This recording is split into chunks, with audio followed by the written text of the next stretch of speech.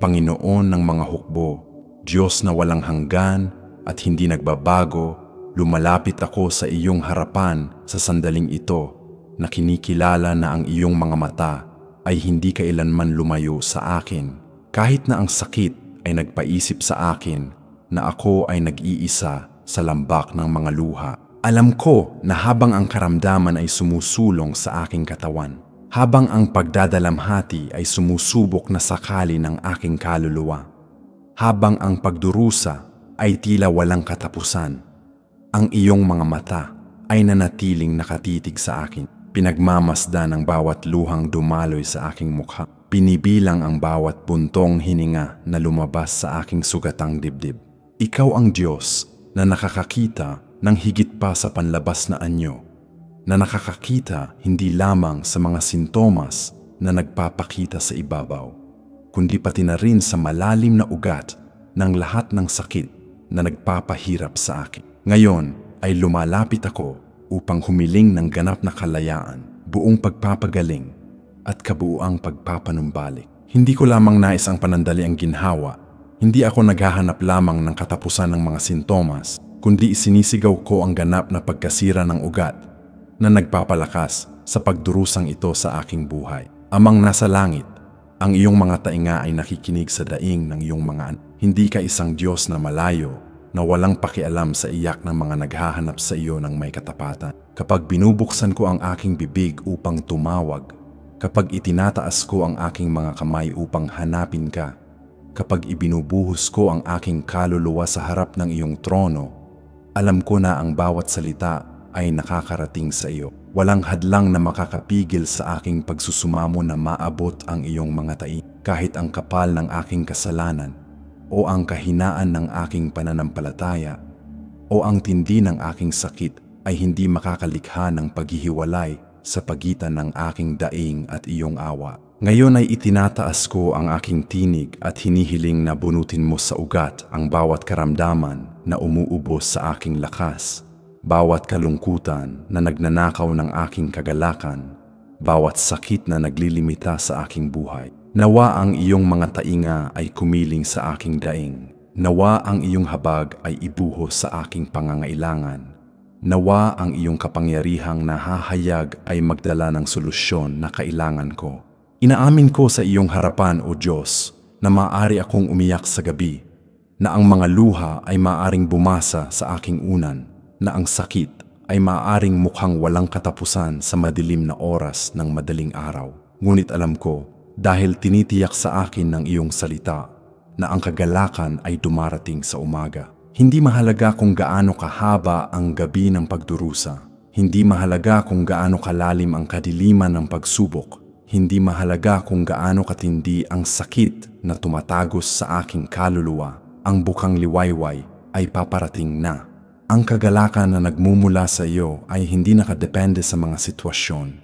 Hindi nakabase sa agarang pagtatapos ng problema, kundi umuusbong mula sa katiyakan na ikaw ay tapat, na ang iyong mga pangako ay natutupad, na ang iyong salita ay hindi nabibigo. Kaya nananalangin ako ngayon para sa pagkasira ng bawat ugat ng kapaitan na sumubok na tumatag sa aking puso dahil sa matagal na sakit. Bunutin mo, Panginoon, ang bawat binhi ng sama ng loob, bawat ugat ng kawalan ng pananampalataya, bawat kaisipan na kumukwestiyon sa iyong kabutihan dahil sa panahon ng pagsubok. Ikaw ay Diyos na malapit, hindi isang Diyos na nagmamasid mula sa malayo sa mga drama ng tao nang may kawalang bahala. Ikaw ay lumalapit sa mga may wasak na puso, sa mga may diwang bagabag, sa mga nadudurog sa bigat ng mga pangyayari.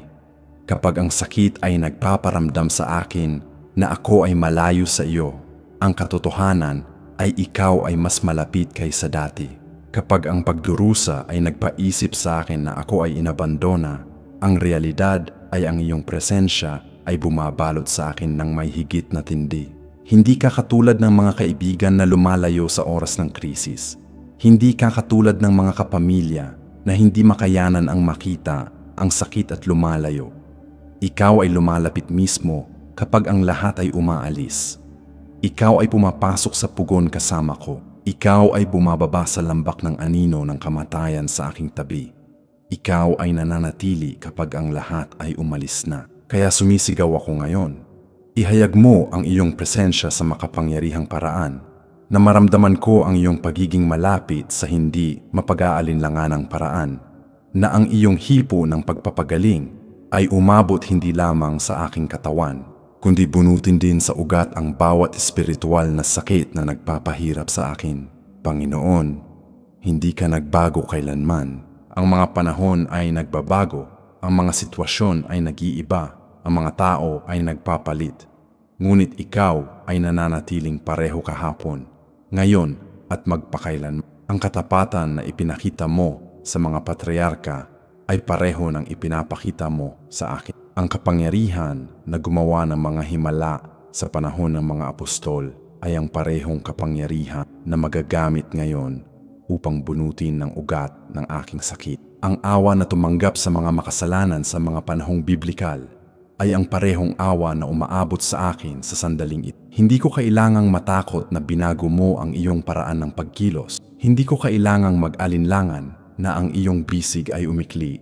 Hindi ko kailangang questionin kung ang iyong kapangyarihan ay nabawasan. Ikaw ang Diyos na hindi nagbabago at ang hindi pagbabagong ito ay nagbibigay sa akin ng seguridad upang maniwala na kung paano ka nagpagaling sa nakaraan, magpapagaling ka ngayon. Kung paano mo pinalaya ang mga bihag noon, palalayain mo ako ngayon. Kung paano mo binunot ang mga ugat ng mga karamdaman sa panahon ni Jesus, bubunutin mo ang ugat ng aking pagdurusa ngayon. Diyos ng tipan, hindi ka kumikilos na dala ng mga panandaliang damdamin, kundi ng mga walang hanggang pangako. Gumawa ka ng tipan sa iyong bayan, at ang tipang iyon ay tinatakan ng dugo ng iyong sarili. Hindi ka isang Diyos na pabago-bago na nangangako ngayon at nakakalimot bukas. Ang bawat salita na lumabas sa iyong bibig ay sinusustentuhan ng iyong sariling kalikasan. Nang ipinangako mo ang kalusugan, nang ipahayag mo ang pagpapanumbalik,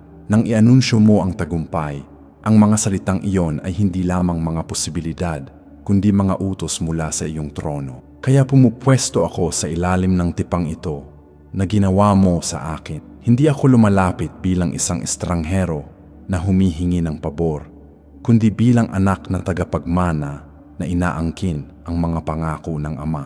Ang tipan na itinatag mo sa akin sa pamamagitan ni Kristo ay nagbibigay sa akin ng karapatan na humiling ng pagpapagaling, na magdemand ng kalayaan, na igiit na ang bawat ugat ng karamdaman ay bunutin mula sa aking buhay. Hindi dahil sa aking mga merito, kundi sa mga merito ni Jesus. Hindi dahil sa aking katuwiran, kundi sa katuwiran na ibinigay sa akin sa krus. Diyos ng mga pangako, ang iyong salita ay puno ng makapangyarihang mga pahayag tungkol sa pagpapagaling, pagpapalaya at pagpapanumbalik. Ipinangako mo na sa pamamagitan ng mga sugat ni Jesus, kami ay gumaling. Ipinahayag mo na ipinadala mo ang iyong salita at pinagaling ang lahat ng aming mga sakit. Ianunsyo mo na walang sandatang ginawa laban sa amin ang magtatagumpay.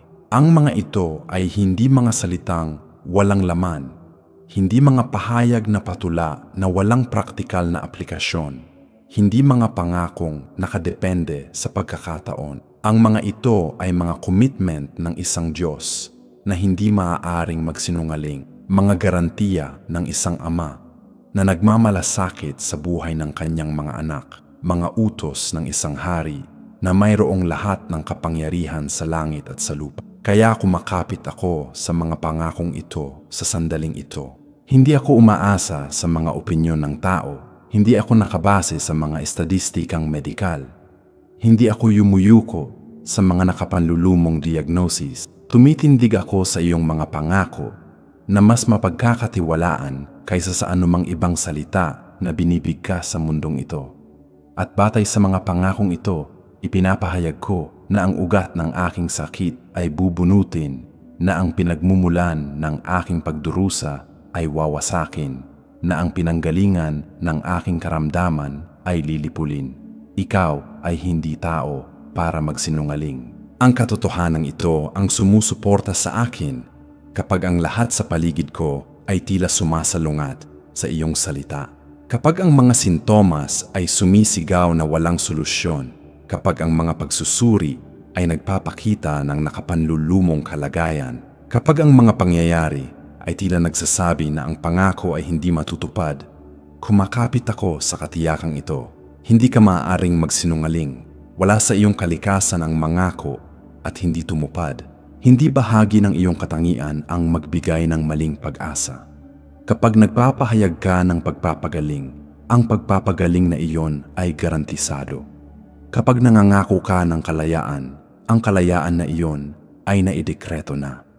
Kapag nag-aanunsyo ka ng tagumpay, ang tagumpay na iyon ay naitatag na sa mga lugar sa langit. Ang panahon sa pagitan ng pangako at katuparan ay hindi ebidensya ng pagkabigo, kundi pagkakataon upang ang aking pananampalataya ay mapadalisay, upang ang aking pagkatao ay mahubog, upang ang aking pagdepende sa iyo ay tumibay. Ngunit ang katuparan ay darating, ang paghahayag ay mangyayari, ang ugat ay bubunutin, dahil ikaw ay hindi tao para magsinungaling. Ang lahat ay maaaring lumipas, ang lahat ay maaaring magbago sa paligid ko. Ang mga sitwasyon ay maaaring mag-iba mula gabi hanggang araw. Ang kalusugan na tila matatag ay maaaring mayanig. Ang mga relasyon na tila matibay ay maaaring masira. Ang mga mapagkukunan na tila sagana ay maaaring maubos. Ang lahat sa mundong ito ay sakop ng pagbabago. Ang lahat ay lantad sa kawalang katiyakan. Ang lahat ay maaaring mayanig ng biglaan. Ngunit ang iyong salita ay nananatiling matatag. Ito ay hindi sakop ng mga pagbabago ng mundong ito. Ito ay hindi naaapektuhan ng mga krisis na tumatama sa amin. Ito ay hindi nagbabago ayon sa hangin ng mga pangyayari. Ang iyong salita ay naitatag sa langit magpakailanman. Kaya, kahit na ang lahat ay magbago, kahit na ang lahat ay lumipas, kahit na ang lahat ay mayanig, ang iyong salita ay mananatiling nakatayo at matutupad sa aking buhay. Ang ugat ng aking sakit ay bubunutin hindi dahil ang mga sitwasyon ay pabor, kundi dahil ang iyong salita ay nagdekreto nito. Ang pagpapagaling ay darating, hindi dahil ang kakayahan ng tao ay sapat, kundi dahil ang iyong pangako ay gumagarantiyan. Kaya kong harapin ang anumang sitwasyon dahil alam ko kung sino ang lumalaban para sa akin. Hindi ako nag-iisa sa labang ito kontra sa sakit. Hindi ako nakadepende lamang sa aking lakas upang tiisin ang pagdurusa. Hindi ko kailangang magtiwala lamang sa aking kakayahan upang batahin ang pagsubok. Ikaw ay lumalaban para sa akin. Ang Panginoon ng mga hukbo ay nakikipaglaban sa akin. Ang makapangyarihan sa lahat ay ginagamit ang kanyang malakas na bisig para sa akin. Kapag ang karamdaman ay sumusulong, ikaw ay tumatayo bilang mandirigma sa aking depensa. Kapag ang sakit ay sumusubok na ibagsak ako, sinusuportahan mo ako ng iyong kanang kamay. Kapag ang kaaway ay naghahanap ng ugat upang palakasin ito, ikaw ay dumarating kasama ang iyong makapangyarihang asarol upang bunutin ito ng ganap. Hindi mahalaga kung gaano kalalim ang ugat na ito. Hindi mahalaga kung gaano katagal na ang sakit na ito. Hindi mahalaga kung gaano kakomplikado ang sitwasyong ito. Mayroon kang kapangyarihan na baguhin ang lahat. Ikaw ay espesyalista sa mga imposibleng kaso. Kilala ka sa paggawa ng hindi magagawa ng iba. Tanyag ka sa paglutas ng walang solusyon sa tao.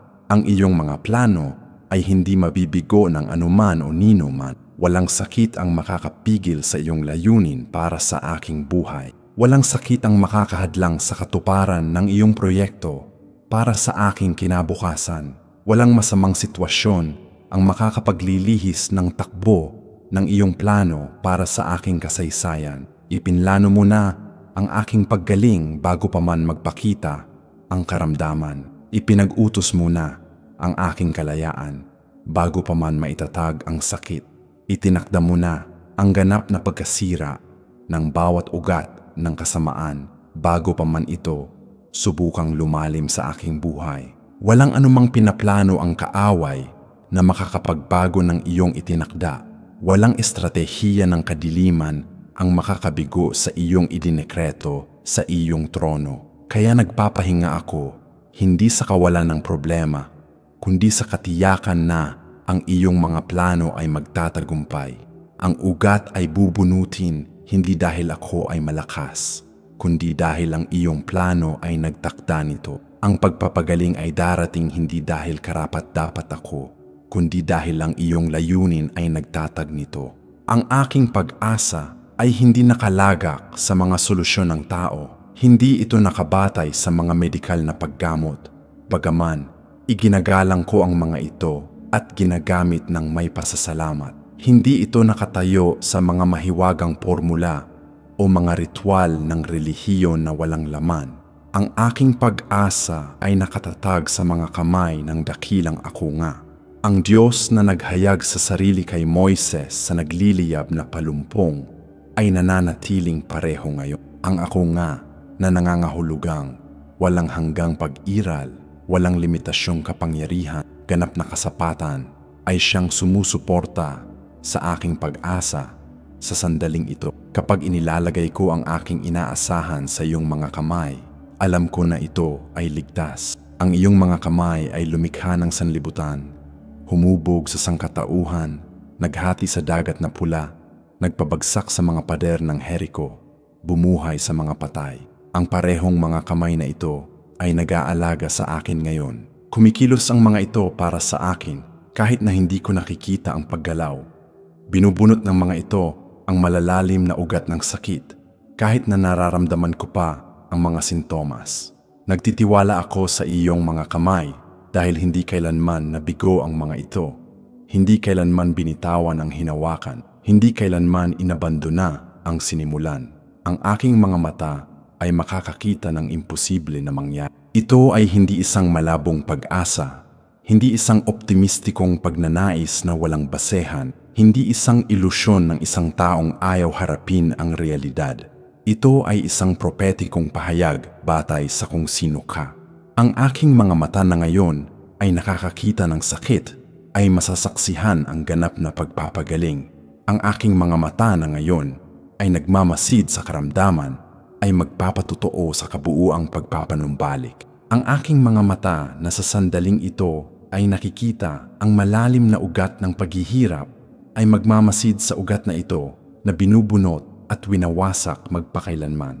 Ang imposible ay iyong espesyalidad, kung saan sinasabi ng medisina na wala nang magagawa. Ipinapakita mo na ang iyong kapangyarihan ay walang limitasyon.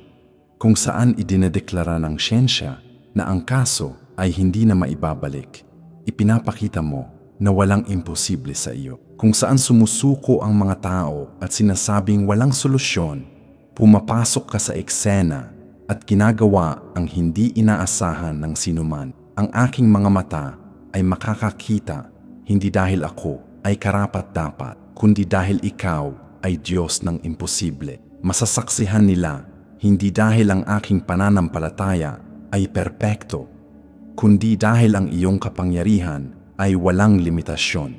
Bunutin mo ngayon, Panginoon, ang bawat ugat ng takot na lumago sa aking puso dahil sa matagal na sakit na ito. May mga malalalim na ugat ng pagkabalisa na naglagay ng kanilang sarili sa mga sandali ng matinding paghihirap. May mga ugat ng kawalan ng pag-asa na sumubok na magtatag ng lumala ang mga sintomas. May mga ugat ng kawalan ng pananampalataya na naghanap ng matabang lupa sa mga araw na ang sagot ay tila na pumarito. Kagamit ang iyong kapangyarihan at wasakin ang bawat isa sa mga masasamang ugat na ito. Hindi ko lang nais na ang pisikal na sakit ay maalis.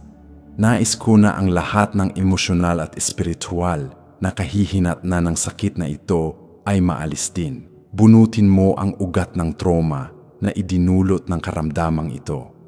Wasakin mo ang ugat ng kawalan ng seguridad na itinanim ng pagsubok na ito. Alisin mo ang ugat ng kapaitan na sumubok na sumibol sa panahong ito ng pagdurusa. Nawa ang iyong gawa ay maging ganap, malalim, tiyak. Hindi ko nais ang isang mababaw na pagpapagaling na nag-iiwan ng mga nakatagong ugat na may kakayahang magbunga ng mga bagong mapapait na bunga sa hinaharap. Nais ko ang isang ganap na pagpapalaya na bumubunot hanggang sa huling hibla ng kasamaan mula sa lupa ng Ibalik mo rin, O Diyos, ang lahat ng winasak ng sakit na ito sa aking buhay. May mga relasyon na naapektuhan ng aking pagkairita na dulot ng patuloy na pagdurusa. May mga pangarap na naantala dahil inubos ng karamdaman ang aking lakas. May mga proyekto na naparalisa dahil nilimitahan ng sakit ang aking kakayahang sumulong. Ngunit ikaw ang Diyos na nagbabalik ng mga taon na kinain ng mga balang. Kaya mong ibalik ng doble ang ninakaw ng kaaway. Kaya mong itayong muli ang winasak, baguhin ang nasira, buhayin ang namatay. Kaya hinihiling ko na habang binubunot mo ang ugat ng sakit, magtanim ka rin ng mga binhi ng pagpapanumbalik sa bawat apektadong lugar, na kung saan mayroong kawalan ng sigla ay sumibol ang bagong motibasyon, na kung saan mayroong kahinaan ay lumabas ang panibagong lakas, na kung saan mayroong kawalan ng pag-asa ay mamukadkad ang buhay na inaasahan. Gumawa ka ng isang ganap na gawa na hindi lamang nag-aalis ng masama, kundi nagtatatag din ng mabuti sa lugar nito. Ipinapahayag ko ang ganap na pagkasira sa bawat ugat ng pisikal na karamdaman na umiiral sa aking katawan sa sandali. Anuman ang pangalan ng sakit na ito, anuman ang medikal na klasifikasyon ng problemang ito, anuman ang pinagmulan ng kasamaang ito, idinidekreto ko ang ganap na pagkasira sa pangalan ni Jesus. Hindi ko pinahihintulutan na ang mga lumang ugat ng mga namamanang sakit ay patuloy na magpakita sa aking henerasyon. Pinuputol ko ang bawat namamanang sumpa. Pinuputol ko ang bawat genetikong ugnayan sa mga sakit ng pamilya. Winawasak ko ang bawat tulay ng paghahatid ng mga sakit sa pagitan ng mga henerasyon. Nawa ang aking buhay ay maging punto ng paghinto ng bawat siklo ng sakit. Nawa ay maitatag sa akin ang isang bagong pamantayan ng kalusugan, isang bagong mana ng kasiglahan, isang bagong pamana ng kagalingan. Ang mga susunod na henerasyon ay hindi magmamana mula sa akin ng mga binhi ng karamdaman, kundi mga bunga ng kalusugan. Hindi sila tatanggap ng mga ugat ng sakit, kundi mga pundasyon ng lakas. Ito ay dahil sa sandaling ito, ikaw ay bumubunot ng bawat masamang ugat at nagtatanim ng mga binhi ng masaganang buhay sa aking pagkatao. Nagpapasalamat ako dahil nararamdaman ko ang iyong kapangyarihan na kumikilos kahit ngayon habang ako ay nananalangin. Mayroong paggalaw sa espiritual na mundo na nauuna sa paghahayag sa natural na mundo. Mayroong pagbunot ng mga ugat sa mga di nakikitang dimensyon na malapit nang maging nakikita sa aking. Mayroong pagkasira na nangyayari sa mga lugar sa langit na sa lalong madaling panahon ay mapapansin sa aking pisikal na. Hindi ko kailangang makita upang maniwala. Hindi ko kailangang makaramdam ng agarang ginhawa upang magkaroon ng katiyakan na ikaw ay naantig ng aking panalangin. Alam ko na ang iyong salita ay hindi bumabalik ng walang laman, na ang iyong kapangyarihan ay hindi pinapagana ng walang kabuluhan,